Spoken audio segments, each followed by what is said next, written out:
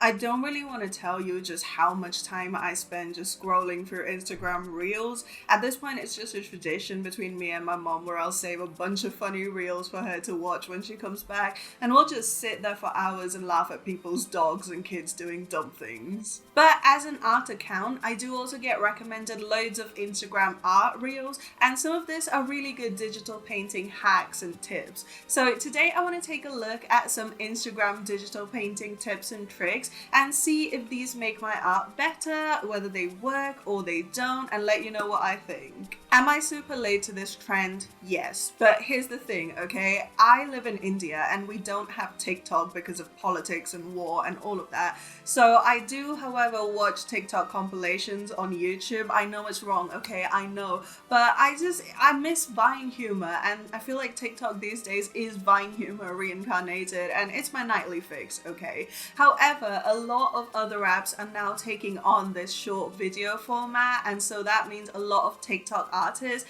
are now re-uploading their videos as Instagram Reels and YouTube Shorts, and we are absolutely here for it. So yeah, today we're going to take a look at some IG digital painting hacks. You're going to hear my real-time reactions to all of them, and hopefully by the end of this video we'll have a severely hacked, efficient workflow. I will leave a link to all of the original reels down in the description below. Make sure you go show the original creators some love for me, okay? And also show this video some love. Make sure to like and subscribe, and maybe comment your favorite digital painting hacks in the comments below. But yeah, without much further ado, let's go in and hack our digital painting process.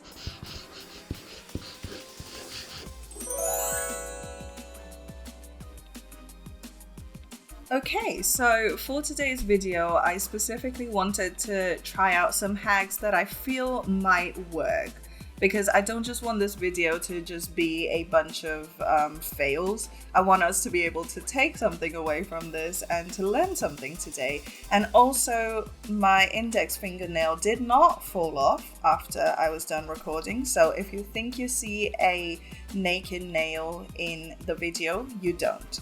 Okay. So our first hack comes from Ben Eblin Design, and basically it is how to draw the other eye. Now this is something that I know for a fact that we all struggle with, right? And so I'm actually gonna start just by putting in a very rough guide for a head. The whole premise of this hack is making it easy to not just place the second eye, but also to kind of be able to draw it in perspective. All right, let's go.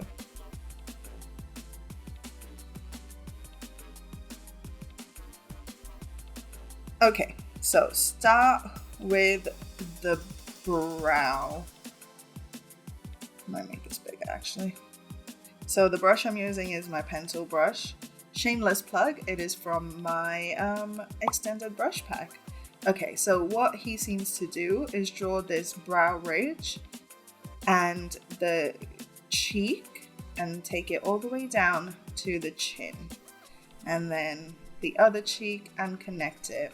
And he says the center line, drawing the center line, will help place the far eye. Okay.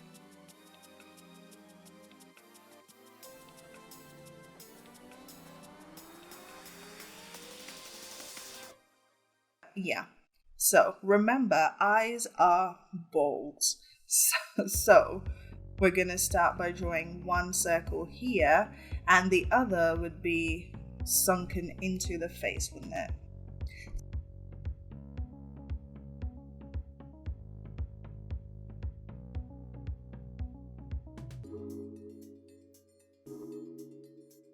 The eyelid wraps around the ball in perspective. So if this is a ball, the eyelid is gonna wrap around it. Okay, yeah, I can see that. Okay,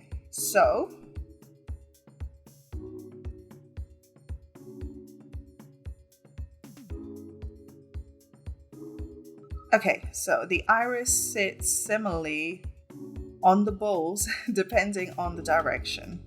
Okay, so with our green, we're basically going to place one iris here and one iris there.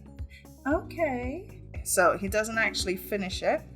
So what I'm gonna do is go ahead and try to draw over these and see if they actually translate to a finished pair of eyes.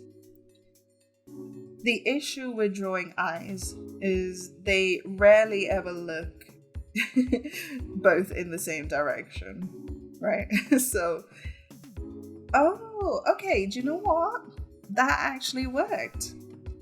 So, I think the key is to think about really wrapping that eyelid around the eyeball, and also the fact that the eyes are globes, right? They're balls. And so when they get sunken into the face, there's only so much of it you're gonna be able to see.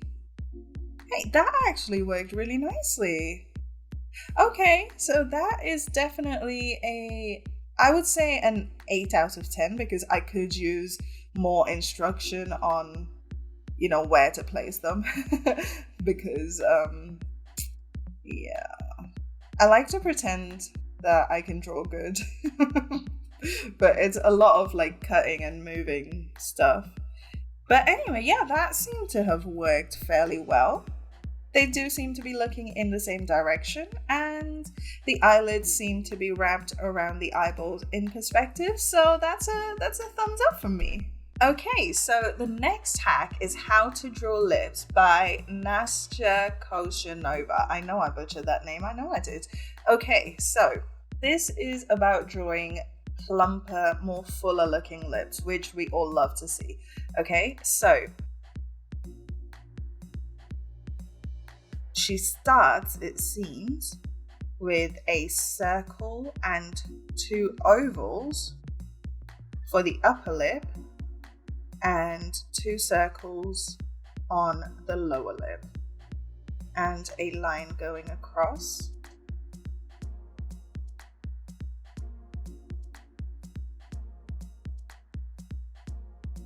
And next, we're just going to lower the opacity. Oops, I drew on the wrong layer. Story of my life. Okay, and now all we need to do is follow the curves of these. Oh my gosh. Okay. So, bruh. Stop it.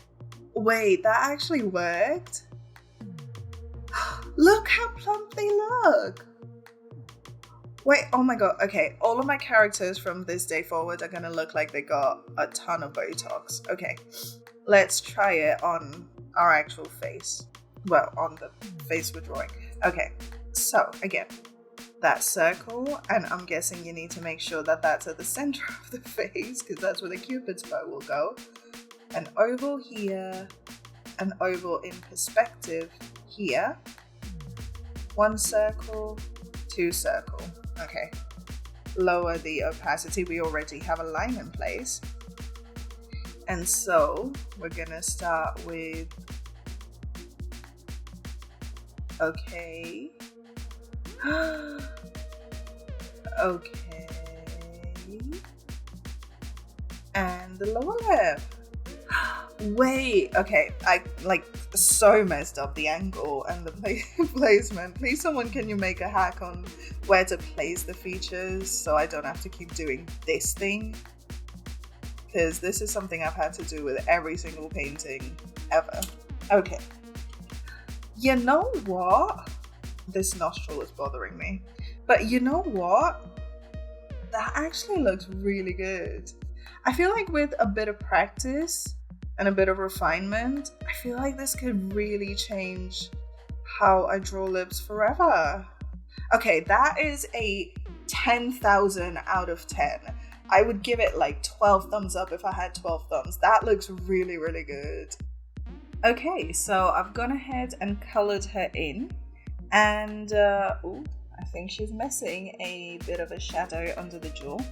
And the next hack we're going to try is actually something I've been wanting to learn for the longest time, and that is how to draw a dreadlock and how to basically place them on the head, because it's such a tricky kind of hairstyle to draw. Just because it always ends up looking just meh, and flat. So yeah, let's take a look. This is by Vagalia, and it is how to draw locks in under 15 seconds, which I'm guessing means the tutorial is under 15 seconds. You can't draw it in 15 seconds. But let's see either way. Okay, so I'm assuming normal means a hairline. Let's give her a nice small forehead. Okay.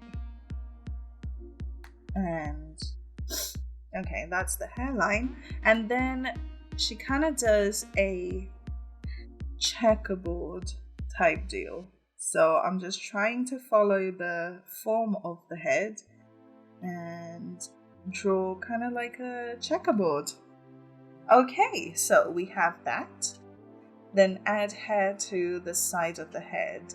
So there's a bit of a fade, which I think might actually look really cool. So let's go ahead and throw in a fade.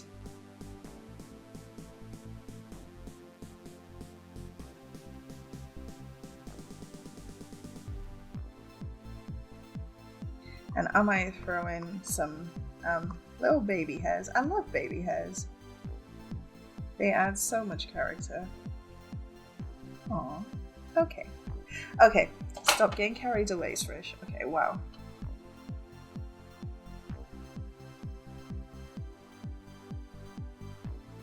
The locks come out of the head. Okay, so she uses her dreadlocks brush, which I do not have.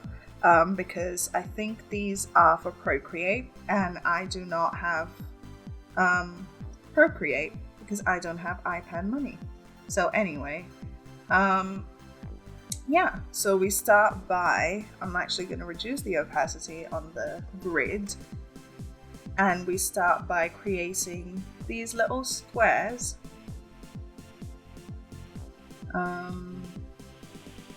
Where the locks will originate. And this is why I think it's so helpful to have the grid down first, because then you don't have to guess where it goes. Okay, so I think this brush is actually going to do really well. So this is the David to be used old brush. And it has this really cool texture. Okay, and so now all we do is... okay, that's pretty cool. Alright, so I'm just gonna get rid of the grid because we don't need it anymore, and then just use this to pull these locks down. Oh, look how cool that looks! Oh my goodness. Okay. So what I want to do is to show off her undercut a little bit. So I'm just quickly going to group these, bring both these layers down. Can't talk today. Mercury isn't even in Gatorade anymore. Okay. And then I'm actually going to create like a little top bun. Wow, that's a loud bike. There's this one bike that will drive by, is specifically when I'm filming. It's like they know. Okay. And that's, oh, that looks so good. Okay, I might add some little like ends sticking out. Oh, okay. This hack is a 12 out of 10. It looks really cool, and I feel like with a little bit of texturing on top and, a little bit more finesse, I feel like, or you could just really quickly create a whole bunch of dreadlocks. Okay. Okay. I see you. I see you, Begalia. Oh my goodness. Okay, this looks amazing. Amazing. I love it. It worked so well. Okay, so our next hack comes from a Baffy Doodles or Baffy Doodles, I don't know. But it's basically how to add a really nice color bloom effect in the hair so that it kind of highlights the face really nicely.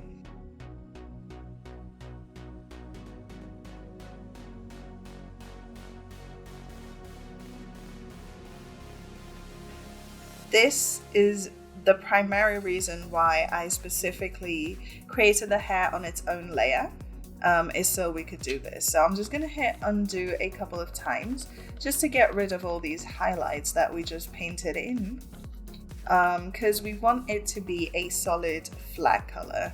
So what we're going to do now, I'm just going to quickly ungroup this and create a clipping group for just the hair, so that everything that we draw stays in this group. Okay, so the first step is to pick a more saturated base tone, and so I'm gonna pick this deep dark pink. Okay, the next step is to grab an airbrush and a slightly warmer, more saturated and lighter color, and my airbrush is set to normal, and just kind of create a new layer, lock transparency, and create a nice little glow right around the face. Okay, and then we're gonna blur this glow, and because it is transparency locked, it's gonna stay within the boundaries. Okay. I don't know if that blurring did too much, but that's probably because I used a very big brush radius anyway.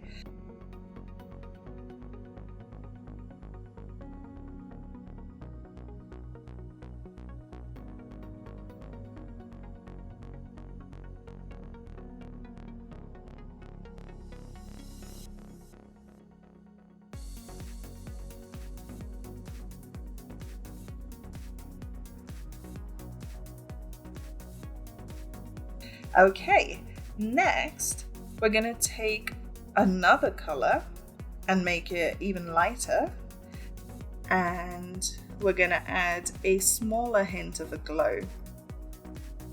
Okay, and finally we're gonna create a complementary shadow tone on the outer edges just to really push this glow. Okay, oh, that looks really magical. And I'm just gonna add a little bit of a shadow here just to kind of differentiate with the hairline and the beginning and the boundary between the skin and hair, actually. Aw, that actually looks really cute. So I'm just gonna saturate it just a little more. Oh, I like that. That looks really nice. Okay, so that's a really cool effect. It almost kind of looks like the face is so radiant that it's causing the hair to kind of pick up some of that glow. Will I use this very often if I can remember to? Because I really think this effect is really cool, but I also think it is a bunch of extra steps. So I would definitely give this tutorial hack thing maybe like a 7 out of 10. Just because I feel like it's not my style personally, but I'm sure some of you guys might really, really love this one. But, you know, you learn by trying new things out. So yeah, definitely give this one a go. This hack comes to us from Ariane Jerry, I think is how you say it. But it's basically how to draw fur, except with a twist where you don't actually need to rub out the highlights, because while we will be using a charcoal pencil, we will also be using one of these. Now this is a dotting tool. Oh, do you love the illusion thing? Anyway, so this is a dotting tool that I actually use for my nails. Clearly, I love doing my nails. And it has a narrow pointy end and a slightly less narrow, less pointy end. So what we're gonna do is, because I don't have an animal here, I'm actually gonna just start by drawing a little circle.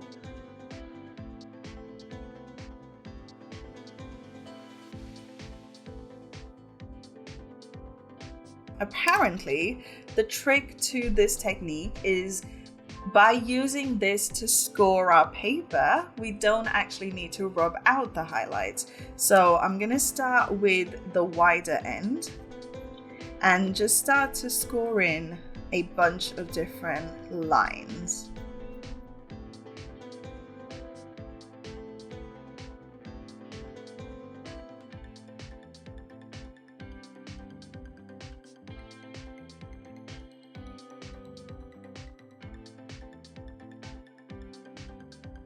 We now go in with our charcoal pencil. This is an old one that I had to dig out from my collection that lives literally under my bed right now because I don't do traditional art as much anymore, or at all, just because it got unsustainable, you guys. So apparently all you need to do now is create these kind of lines that indicate almost like the bottom V of each lock of fur. And because it's charcoal, it's going to make the next step a lot easier, which is to grab our final ingredient for this hack, which is a cotton bud or a Q-tip if you're in America. As you can tell, I've already used one end on this one, but thankfully these come as double-ended little things. Oh, I hate this feeling so much. Oh, I hate this feeling so much. I much prefer blending stumps. Oh, this gives me the same feeling as nails on a chalkboard. Okay, people who use earbuds to blend with. How do you not want to kill something? Can I say that on YouTube? I feel like I can't. I might have to like bleep it out. How do you not want to unalive something? There we go.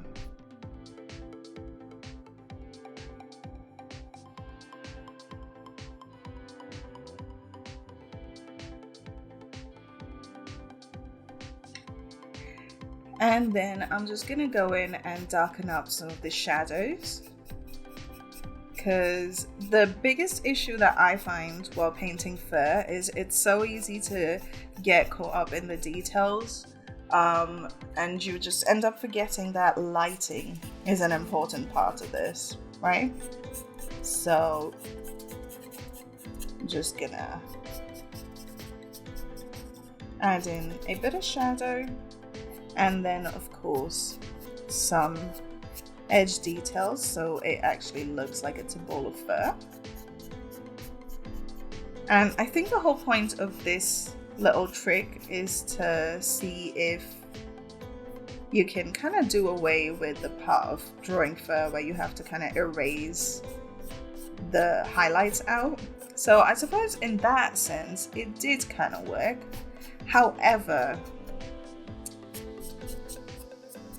maybe I'm just really bad at drawing fur, you guys, because I'm not the biggest fan of how this looks. But I guess it does what it said it would do. So this hack is probably a 6 out of 10 for me.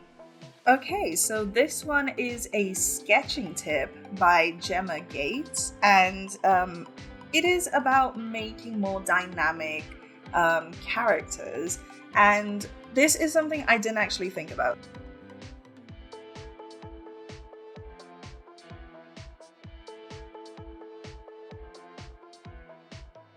So when you think about making a dynamic character, you usually think in terms of like the shoulder line and the hip line need to kind of go in opposite directions, and that makes it fluid. However, what we don't think about is the eye line. And so what Gemma suggests is to have the eye line also go in the opposite direction as the shoulder line. And that makes for a more flattering, more dynamic head to shoulder ratio. Oh, you know what? So if I just do that.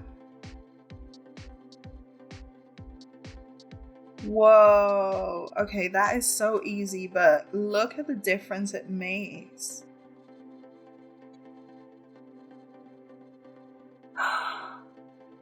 Bro, I'm telling you, these online artists, they know what they're doing. Because look how much more dynamic it looks than, this here. Whoa. Okay. This is a quick and easy tip. However, it is probably going to have the biggest impact on my drawing, honestly. Because I draw faces all the time, I draw shoulders all the time. And I never even thought to connect, the dynamics of the eye line to the dynamics of the shoulder. And then if we add an also dynamic hip, Gemma knows what she's doing. You guys, try this. This is probably my favorite one of them all because it's so easy to integrate into your workflow, but it makes such a big difference. Okay, try this one. This is definitely my favorite so far. Alrighty, I think that's enough hacks for today. My brain feels severely leveled up. What do you guys think? Which of these hacks are you most excited to try? And which of these have you already tried, or which other hacks do you try and absolutely love? Let me know in the comments below. And I have linked all of the original reels in the description below. Make sure you go show the original creators some love. Of course, if you enjoyed this video, please remember to like and subscribe. Come follow me on Instagram to keep up with all of my own reels and my art as well. My brush kit is now available on Patreon and Gumroad, so if you want to grab it and support the channel, I'll leave all of the links in the description below. Or just come hang out on our Discord server. It's loads of fun and you'll make some amazing new art friends. If you enjoyed this video, you'll love this one where I shared my own hack on how to paint textured hair quickly without actually painting strands. So make sure you check that out. But that's about all I have to say today. So thank you so much for hanging out with me. I really hope you've enjoyed it as much as I have, and I'll see you guys on the next one. Bye!